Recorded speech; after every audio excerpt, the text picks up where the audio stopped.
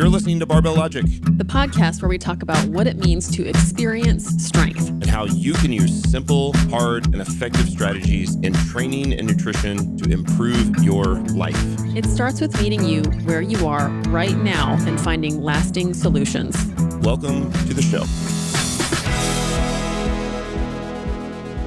You're listening to the Barbell Logic podcast. This is another episode of the Coaching Success Series. I'm your host, Matt Reynolds. Hey, happy Friday. Glad you're here.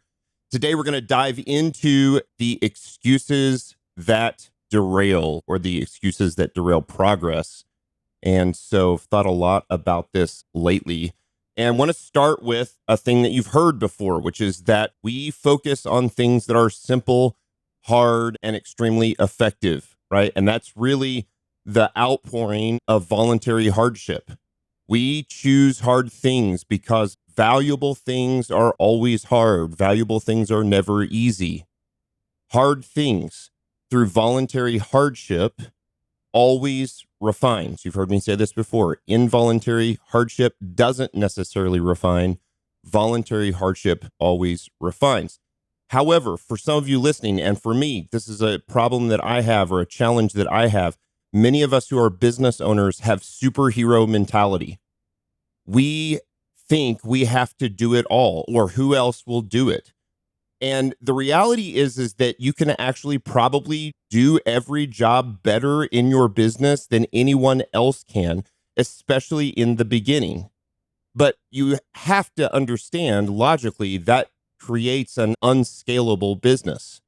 So at some point, you have to learn how to delegate out those jobs. And if you do that well, as your business grows and matures, you'll be able to delegate those jobs and those tasks out to people who will do them far better than you can as the owner. And that's where we're at now at Barbell Logic. But there was a day when I did all the work, and I probably did all the work better than anybody else could. But man, that was a long time ago.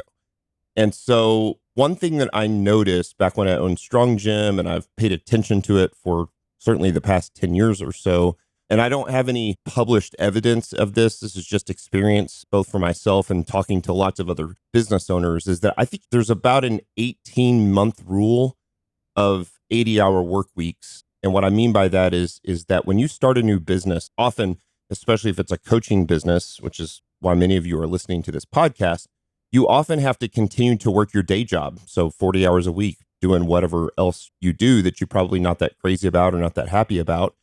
And then you have to work second shift. Maybe you work an additional 25, 30, 40, 50 hours on the job or the business that you're trying to build. And in the beginning, for the first year or so, it's all wonderful and it's exciting and it's yours. And there's a lot of pride there, and you take personal responsibility in it. But you really are on a ticking time clock. You've got about 18 months, give or take probably 6 months, depending on the type of person you are. You might only have 12 months. Maybe you can pull this off for 2 years, where you can work 80-hour plus weeks, and then you're going to burn out.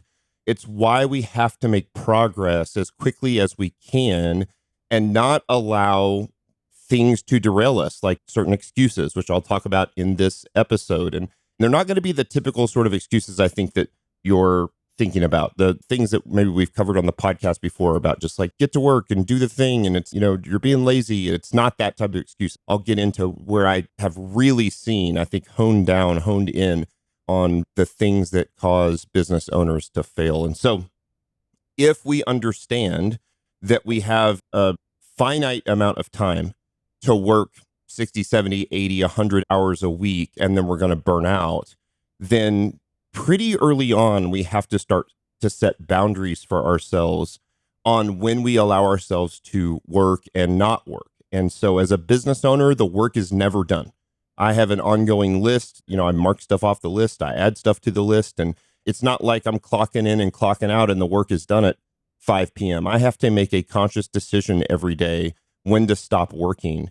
And for me, those boundaries, as you've heard many times before, I get up really early and I work hard early in the morning so that I can have those boundaries in the late afternoon to stop working and spend time with my wife and my kids and church community and do those things, so that, because those are the most important things that are never going to be urgent in my life. And so you have to be able to set those boundaries and do that well. Nikki does this incredibly well. Nikki Sims is wonderful at boundaries. And I think it really often stems from a time in your life, maybe when you weren't great at boundaries. And I think she saw that, and she certainly holds to those very well in her own life, but she also has really communicated that as part of the culture at Barbell Logic now, to have boundaries. You shouldn't feel like you're constantly in bondage or in burden to your, 24-hour clock for online coaching or whatever the job is. And so when you understand that the job is never done, then you have to set boundaries for yourself and stick to those things, and then just get as much work done as you can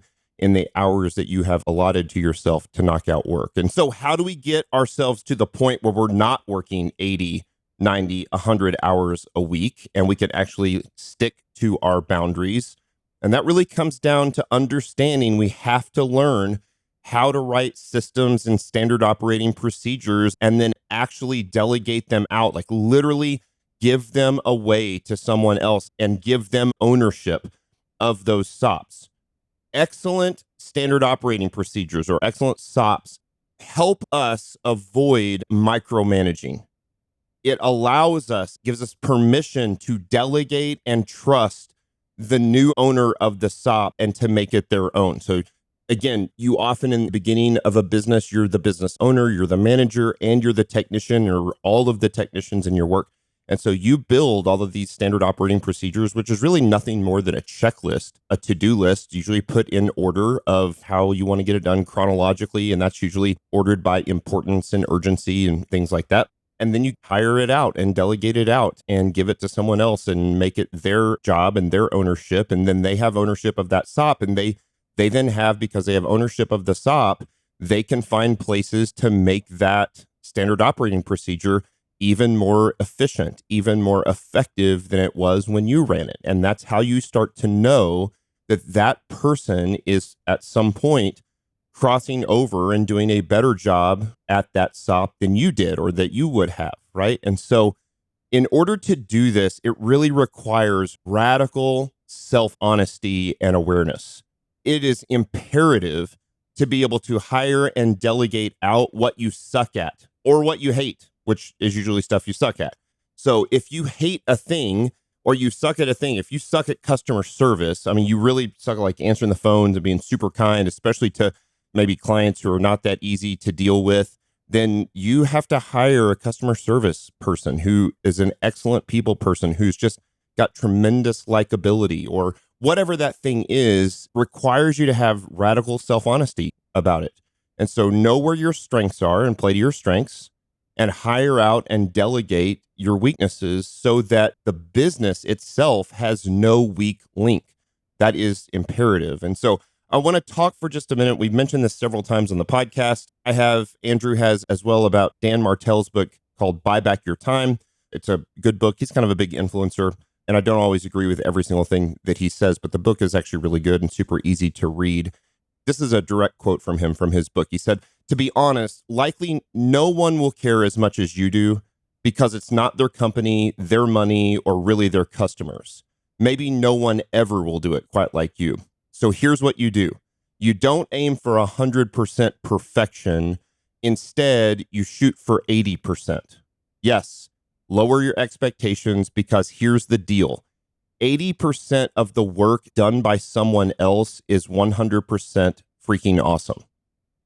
And that's the key. You know, when you first hire that position, they're not going to be able to do it as well as you do, but you let them grow into it. And 80%, if they do an 80% as well of a job as you did, that's a win for you. So that 80% rule of good, if you hire somebody that's 80% as good as you, you win. And he goes on to talk about your buyback rate. If their hourly rate is 25% or 1/4 of yours, then you doubly win, because you bought back your time and it made you money at the same time. Well, how did it make you money? Well, because you're paying them 1/4 of what your value is, which means you now get to spend that time that you hired out for them doing something that has higher value for you and for your business. So it makes your business not just time, but it makes it money, right? And this is how you calculate your buyback rate. Again, this is from Dan Martell, so I don't want to steal it from him. I want to give him all the credit. He gives an example. They're big, huge round numbers. So just again, I want to quote him. So he says, if your company pays you $1 million a year, which certainly no one is getting at Barbell Logic or even close, then you make $500 per hour. He bases this on 40-hour work weeks. And of course, you can, people, their amount of hours they work is all over the place. But just to keep it constant, we can kind of base it on 40 hours a week. So if your company pays you $100,000 a year, then you make $50 per hour. If you get paid $24,000 a year, then you make $12 per hour. Until you learn to buy back your time from the low value tasks and start focusing on the high value ones, you won't be able to build the life you want. Learning how to make these trades is the game. So you look at how much your company is currently paying you, and here's how you do the math to figure out how much you can afford to pay someone else. And he introduces the buyback rate. And the buyback rate calculation says this. His rule of thumb is that no one, not a founder, not an administrative assistant, not a baseball player, not a barista, should be performing a work task that they could outsource for 1/4, i.e. 25%, of their current effective hourly rate. So if your effective hourly rate is $100 an hour, then your buyback rate is $25 per hour. Why do I calculate your buyback rate as 1/4 of your hourly rate?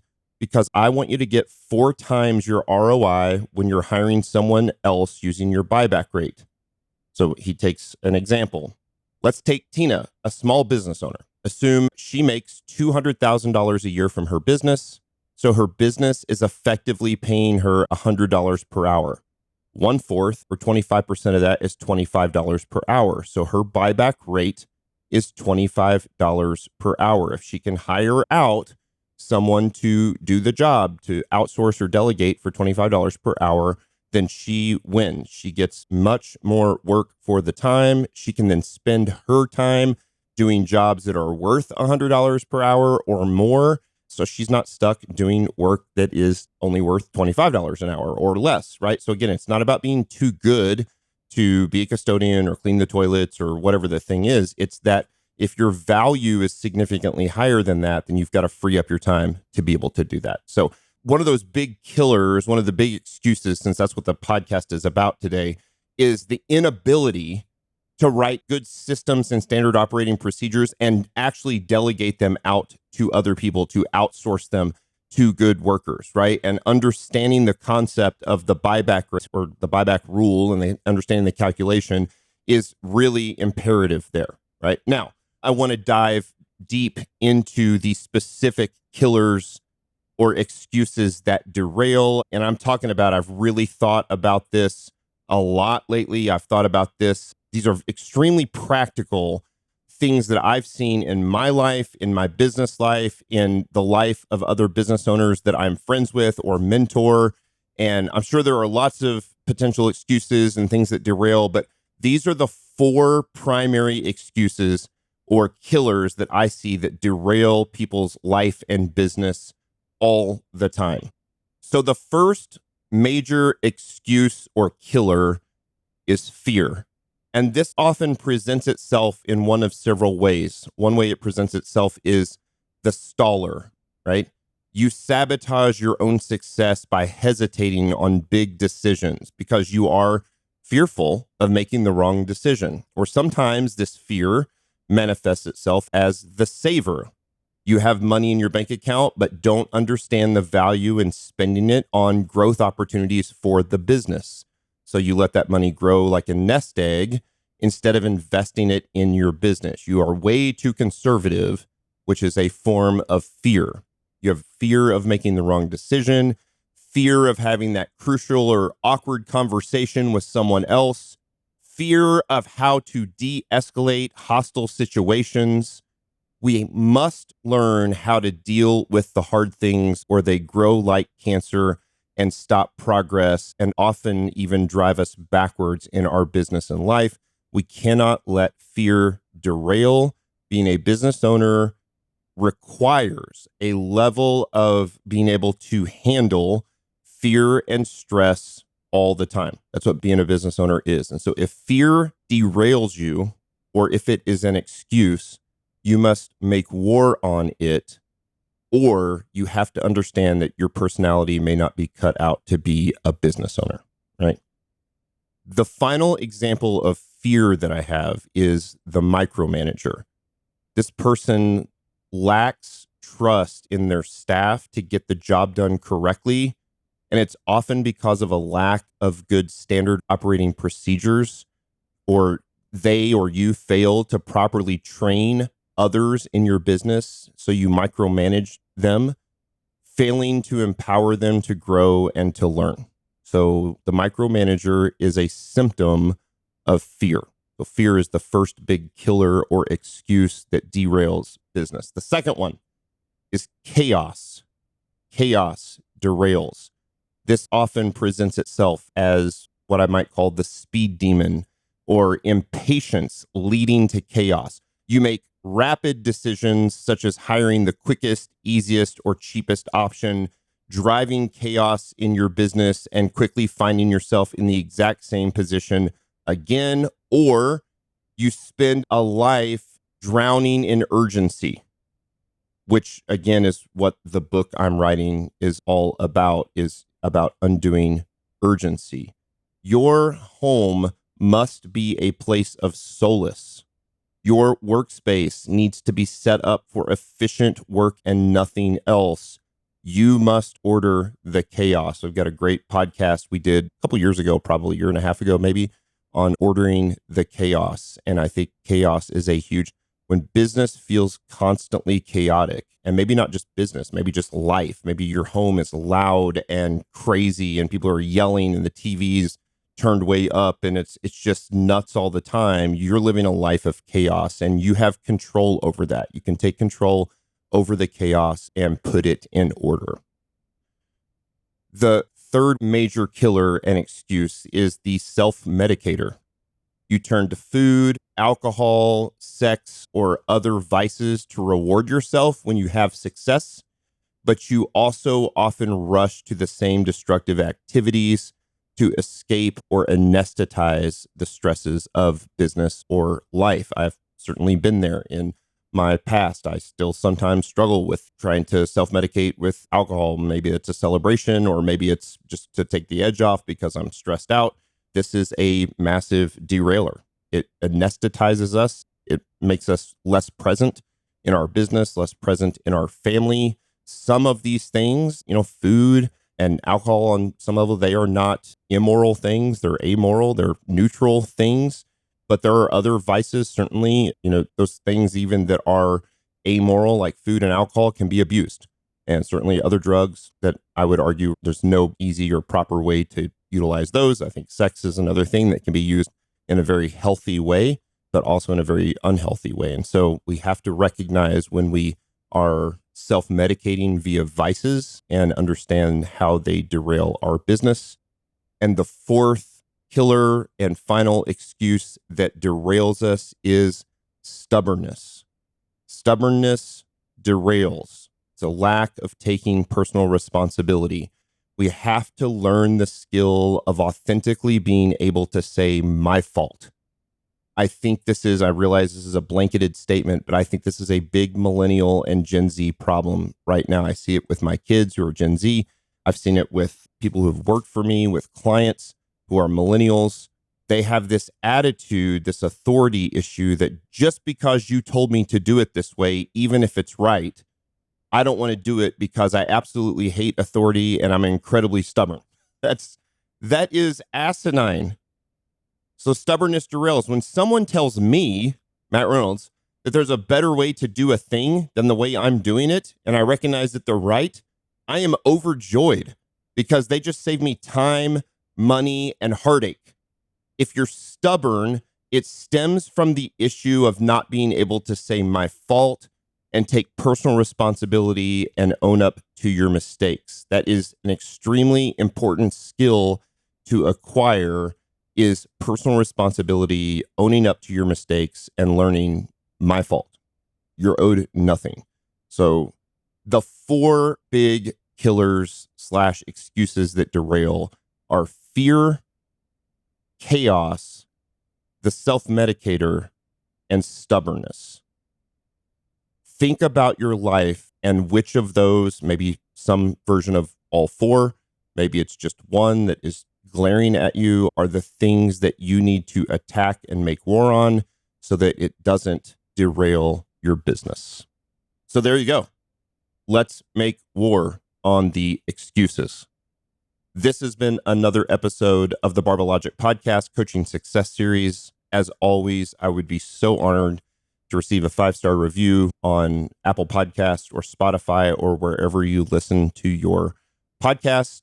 Please share the podcast with a friend or family member or business acquaintance or anyone that you think can get value out of this. Again, they don't have to be in the fitness business. I think there are a lot of great takeaways on these Friday episodes about just how to run your life, principles, values, business, all of those things. And of course, the podcast on Tuesday with Nikki and Andrew is absolutely fantastic about how to do fitness and strength well, how to experience strength for improving quality of life, not allowing it to be a burden on you, but to actually enjoy the process and to play the long game.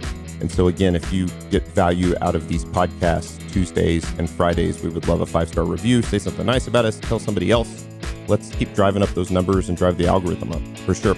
You guys have a great weekend, and I'll see you next Friday.